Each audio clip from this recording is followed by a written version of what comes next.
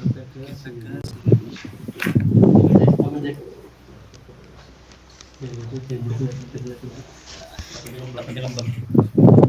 udah mulai.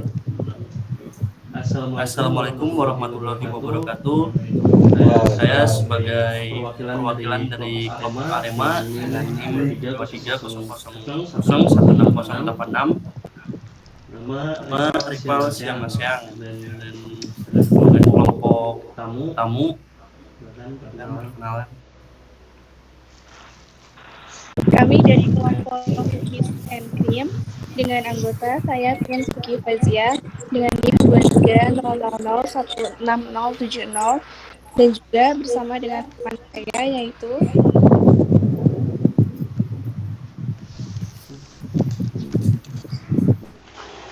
Pensi Siamartanti dengan NIM 230000166071 dan Yunia Sari dengan NIM 230000166064. Udah ya, saya mulai. Kita mulai dengan pengertian dari teknologi wireless. Wireless itu biasanya apa sih? Wireless itu artinya tanpa kabel atau nirkabel. Nirkabel yaitu perangkat yang dapat bertukar data tanpa menggunakan kabel fisik dalam konteks teknologi. Memungkinkan transfer data atau informasi tanpa menggunakan kabel fisik. Jadi, alih-alih menggunakan kabel seperti pada jaringan kabel tradisional, teknologi wireless memanfaatkan gelombang elektromagnetik untuk mentransmisikan data melalui udara. Nah, contohnya adalah dari contoh yang pertama itu biasanya WiFi ya. WiFi adalah standar komunikasi nirkabel lokal berdasarkan keluarga IEEE 802.11. Umumnya digunakan untuk jaringan lokal LAN di rumah, kantor, dan di area publik. Biasanya di kampus, di rumah, di kos-kosan biasanya udah pada pakai semua ya. Terus untuk versi terbaru biasanya meliputi Wi-Fi 4 802.11n, Wi-Fi 5 802.11ac dan Wi-Fi 66e 802.11ax.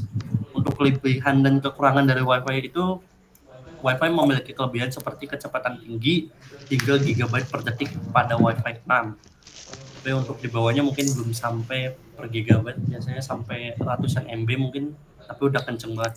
Kompatibel dengan banyak perangkat dan jangkauan luas untuk area rumah atau kantor, dan biasanya di rumah ada 1-5 orang yang pakai, jadi biasanya aman-aman aja. Selain itu, Wi-Fi juga memiliki kekurangan yaitu rentan interferensi dari perangkat lain. Kadang biasanya yang saya alami mungkin kadang mental gitu ya, Wi-Fi-nya kadang bisa masuk kadang enggak. Terus untuk konsumsi daya lebih tinggi daripada Bluetooth dan keamanan tergantung pengaturan. Biasanya pengaturan Wi-Fi itu ada dipakein sandi, ada yang enggak, dan untuk daya yang lebih tinggi dari Bluetooth yang biasanya untuk pemakaian ya. Itu tergantung, harus sering dirang jika konfigurasi dengan baik. Nah, untuk contoh kedua itu ada Bluetooth. Bluetooth adalah teknologi nirkabel untuk komunikasi jarak pendek antar perangkat, digunakan pada perangkat audio, wearable, dan IoT. Kelebihan dan kekurangannya, memiliki kelebihan seperti konsumsi daya rendah, ideal untuk komunikasi antar perangkat pribadi, banyak digunakan di headphone, smartwatch, dan lain-lain, serta memiliki kekurangan darat terhubungnya biasanya kurang dari 10 meter. Selain itu, dibandingkan dengan Wi-Fi Bluetooth, ini kecepatan transfernya yang rendah serta tidak cocok untuk transmisi data besar. Biasanya Bluetooth itu dipakai untuk ya biasanya ya teknologi-teknologi kayak headphone, terus mouse atau keyboard. Tapi kalau untuk kayak mengirim file data-data yang bergiga-gigabyte itu biasanya tidak dianjurkan untuk memakai Bluetooth. Dan pada gambar tersebut adalah contoh Bluetooth pada perangkat headphone di mana tidak memerlukan kabel untuk menerima suara. Ya biasanya udah pada pakai di warnet juga ya. Ya, untuk NFC atau Near Field Communication. NFC memungkinkan komunikasi data dalam jarak sangat dekat, kurang lebih itu 4 cm. Banyak digunakan untuk pembayaran digital dan verifikasi. Kelebihan dan kekurangannya, teknologi ini memiliki kelebihan pada kecepatan kepraktisan. Selain itu juga sangat tinggi. Tanpa Bluetooth NFC bisa digunakan selain itu. Selain itu, ini memiliki kekurangan seperti jarak sangat terbatas, kapasitas data kecil, serta tidak cocok untuk transfer file besar. Contoh di gambar tersebut adalah handphone yang mendukung fitur NFC. Biasanya bisa buat pakai QRIS, bayar NFC itu bisa, atau kirim-kirim transfer bisa pakai NFC juga. Sekarang untuk contoh selanjutnya yaitu radio. Radio penyiar memanfaatkan gelombang elektromagnetik untuk mentransmisikan sinyal suara dari stasiun pemancar ke perangkat penerima. Proses ini memungkinkan pendengar untuk menikmati siaran berita, musik, dan hiburan lainnya. Atau biasanya sering di radio dulu tuh podcast ya. Kalau sekarang nyebutnya. Sebagai bagian dari spektrum elektromagnetik merambat melalui udara dan dapat menembus berbagai rintangan, jadinya media transmisi yang fleksibel dan luas jangkauan. Satu kelebihan utama radio penyiar adalah kemampuannya untuk menjangkau audiens dengan daya yang relatif bagi pendengar. Setelah memilih perangkat radio, pendengar dapat akses berbagai stasiun tanpa perlu membayar biaya berlangganan tambahan untuk siaran. Namun kekurangannya terletak pada kualitas suara yang terbatas dengan teknologi modern lainnya seperti Bluetooth atau Wi-Fi. Sinyal radio analog terkadang memiliki bandwidth yang lebih sempit, membatasi fidelitas audio yang dapat ditransmisikan. Dulu biasanya teman-teman itu radio ya, atau sidak biasanya untuk antar ini antar batalion atau kru gitu ya. Selanjutnya ada infrared. Infrared atau teknologi komunikasi interkabel menggunakan cahaya inframerah, umumnya dalam perangkat seperti remote TV, AC, dan alat presentasi. Infrared bekerja hanya dalam jarak dekat dan harus dalam garis lurus antar pemancar dan penerima. Kelebihan dan kekurangannya, infrared aman dari gangguan elektromagnetik dan sederhana digunakan, namun jangkauan pendek dan harus langsung tanpa penghalang menjadi keterbatasannya. Contoh perangkatnya itu remote TV, remote presentasi laser, dan remote control AC. Biasanya mudah ditemukan di rumah-rumah, kantor, biasanya udah pada pakai. Selanjutnya Zigbee. Zigbee adalah teknologi nirkabel yang dirancang untuk komunikasi hemat energi antar perangkat dalam jarak dekat. Umumnya digunakan dalam sistem rumah pintar seperti lampu otomatis, sensor pintu, dan perangkat IoT lainnya. Zigbee mampu menghubungkan banyak perangkat dalam satu jaringan dengan konsumsi daya yang sangat rendah, cocok untuk sensor yang berjalan dengan baterai kecil. Zigbee memiliki keunggulan dalam efisiensi daya dan kemampuan membuat jaringan mesh antar perangkat, namun jangkauannya terbatas dan kecepatan transfer datanya lebih rendah dibanding Wi-Fi. Contoh praktik Wesmart, Bulbs, dan Amazon Echo generasi terbaru dengan dukungan Zigbee. Ya, mungkin sensor-sensor ini ya, kayak pakai salah satu brand yaitu pakai Google gitu kan, atau apa, biasanya rumah-rumah pintar bisa pakai itu buat lampu, itu buat musik gitu kan, buat nyalain musik. Kita langsung ke contoh selanjutnya, long range. Long range adalah teknologi nirkabel yang memungkinkan komunikasi data jarak jauh dengan konsumsi daya sangat rendah. Teknologi ini banyak digunakan dalam pertanian pintar, kota pintar, dan pelacakan logistik karena kemampuannya menjangkau hingga 15 km dengan daya yang sangat kecil. Long range sangat cocok untuk aplikasi yang tidak memerlukan kecepatan tinggi, tetapi membutuhkan jangkauan luas dan efisiensi daya. Kekurangannya terletak pada kecepatan transfer data yang sangat rendah. Contoh perangkat gateway long range one, sensor kelembaban tanah, dan alat pelacak barang jarak jauh. Ini cukup sulit ditemukan ya, karena mungkin agak sulit cari ininya, tempat jualnya, dan kita juga tidak melihatnya di barang-barang keseharian kita. Jadi aku kurang tahu ya untuk apa nyari contoh dari salah satunya. Kalau yang saya tahu gitu. Nah, sekarang 5G. 5G adalah generasi terbaru jaringan seluler yang menawarkan kecepatan tinggi dan latensi sangat rendah. Teknologi ini mendukung berbagai aplikasi modern seperti streaming video 4K, realitas virtual, dan kendaraan tanpa pengemudi. Itu sekarang udah ada, itu Tesla ya. Dengan jaringan 5G, data dapat dikirim dalam hitungan milidetik. Ya, untuk HP-HP sekarang rata-rata udah 5G sih, jadi kemungkinan udah kenceng banget kalau buat mungkin ngirim pesan atau ngirim video atau ngirim foto gitu.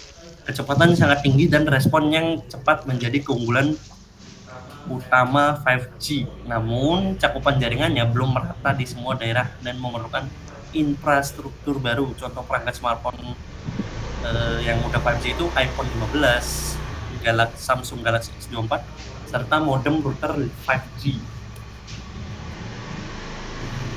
Selanjutnya, komunikasi satelit. Teknologi komunikasi satelit menggunakan satelit yang mengorbit bumi untuk mentransmisikan data ke berbagai wilayah. Bahkan yang tidak terjangkau jaringan darat digunakan dalam layanan internet di daerah terpencil, GPS, dan militer. Kelebihan kekurangannya adalah keunggulan utamanya adalah jangkauan global dan cocok untuk daerah tanpa infrastruktur darat. Namun biaya lebih tinggi dan latensinya lebih besar dibanding jaringan darat. Contoh perangkat Starlink, biasanya Starlink itu dipakai buat di laut biasanya. Karena untuk jaringan yang sulit dicapai, Starlink itu bisa dapat banget jaringannya walaupun di laut. Terus perangkat GPS mobil, sekarang GPS itu atau Google Maps ya, itu gampang banget buat ngarahin ke jalan-jalan gang. Meskipun saya sendiri pernah nyasar dengan Google Maps yang ngarahin, tapi ya sekarang udah update lagi jadi lebih bagus. Dan alat komunikasi militer portable, ya untuk ininya saya kurang tahu ya, karena nggak pernah pakai sih untuk alat komunikasi militer ya. Selesai. Dan untuk pertanyaannya, untuk ininya gambarnya bisa diabaikan ya. Oke, nah, silakan kalau ada yang mau bertanya.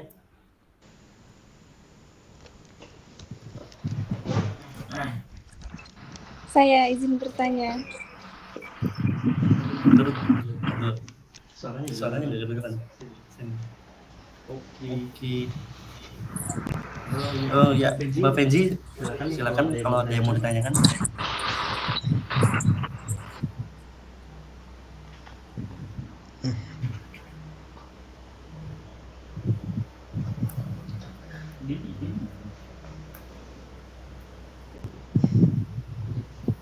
Tes. Fenzi dulu, Mas. Tiens, tadi nanya Tiens. Oh, ya silakan Mbak Tiens kalau ada yang mau ditanyakan. Siapa yang nanya ke Tiens kan?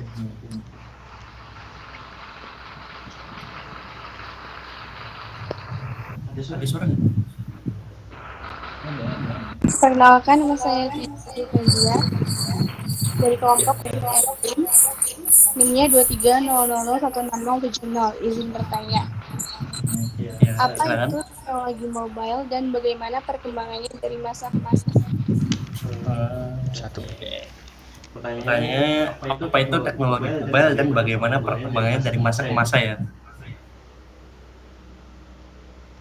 Teknologi mobile sendiri itu merujuk pada teknologi komunikasi dan komputasi yang memungkinkan perangkat bergerak. Mobile device biasanya yang sebelumnya nggak bisa dibawa kemana-mana, kayak contoh telepon rumah ya.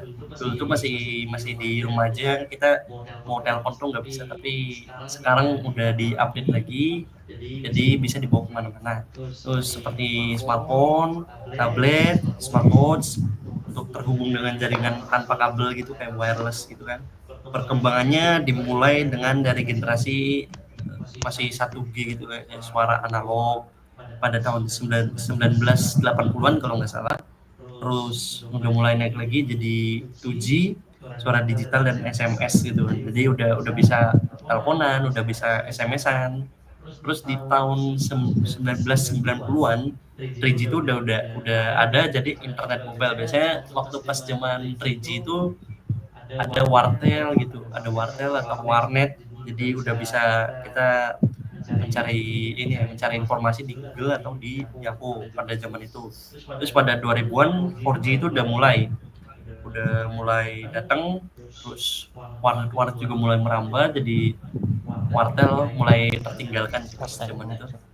Terus pas sekitar tahun 2010-an itu 5G udah menawarkan kecepatan tinggi dan latensi rendah. Selain jaringan, evolusi perangkat dan sistem operasi seperti Android dan iOS juga berperan penting dalam mendukung aplikasi mobile, AI, dan IoT. Apakah pertanyaan sudah menjawab? Sudah cukup menjawab. Terima kasih. Oke. Ada yang mau ditanyakan lagi? Ada. Ya, siap. Mbak Peji, silakan memperkenalkan diri. Benar, Pak. Ada kendala, benar, Pak. Ada sedikit kendala.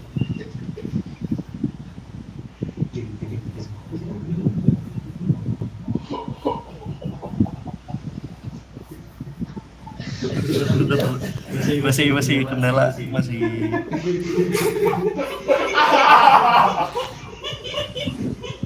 Mohon maaf ya. Jadi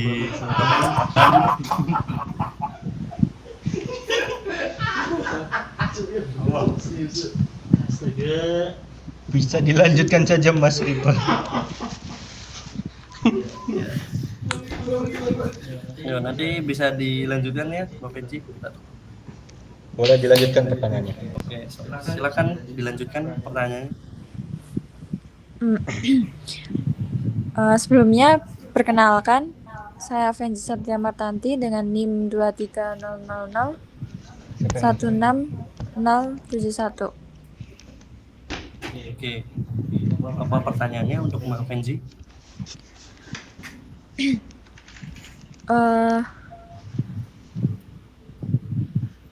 Seberapa penting sih protokol dalam jaringan komputer itu? Seberapa penting protokol dalam jaringan komputer? Ya, nanti bisa dijawab. Siapa kamu jawab? Oke. Di on mic dulu. Oke, izin menjawab ya. Seberapa penting sih protokol dalam jaringan komputer itu? Jawabannya itu penting. Soalnya pertama, menjamin data sampai dengan benar. Kedua, menyediakan standar agar perangkat dari vendor berbeda bisa saling berhubung.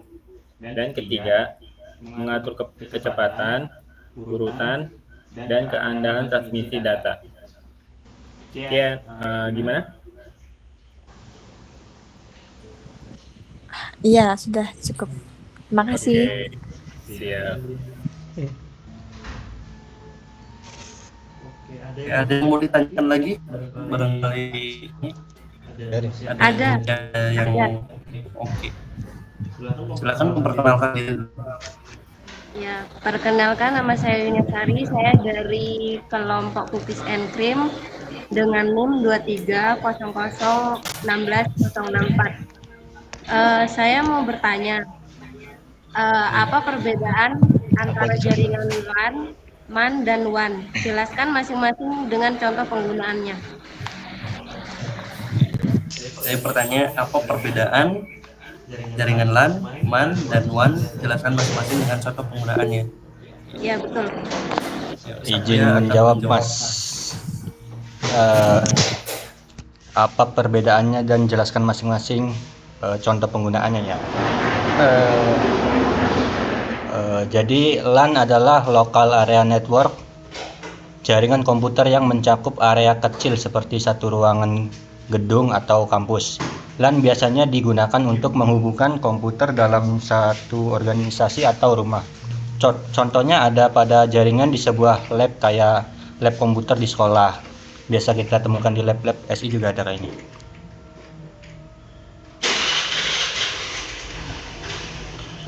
Selanjutnya itu MAN ya. yang artinya itu metro ya maaf ada sedikit kendala dari ya suara-suara itulah. Artinya MAN itu adalah Metropolitan Area Network. Ini mencakup area yang lebih luas dari LAN. Biasanya dalam satu kota atau wilayah digunakan untuk menghubungkan beberapa LAN. Contoh jaringan antar kantor, kantor cabang, sebuah universitas di satu kota. Dan yang ketiga ada WAN, Wide Area Network. Adalah jaringan yang mencakup wilayah geografis yang sangat luas seperti antar kota, negara, bahkan benua. WAN biasanya menggunakan sambungan satelit atau kabel di bawah laut. Contohnya kayak internet adalah contoh paling umum dari WAN. Mungkin itu saja jawaban dari saya. Apa masih kurang atau gimana? Sudah cukup. Terima kasih. Oke. Oke, ada yang mau ditanyakan lagi atau sudah cukup? Sudah cukup. Sudah cukup ya. Udah. Kalau sudah cukup dan tidak ada pertanyaan lagi, saya tutup ya. Yuk. Kita ucapkan alhamdulillahirabbil alamin kalau telah presentasi kali ini. Saya ucapkan terima kasih juga untuk tim tamu. Saya ucapkan terima kasih. Saya mohon maaf atas kesalahan atau kendala tadi ya.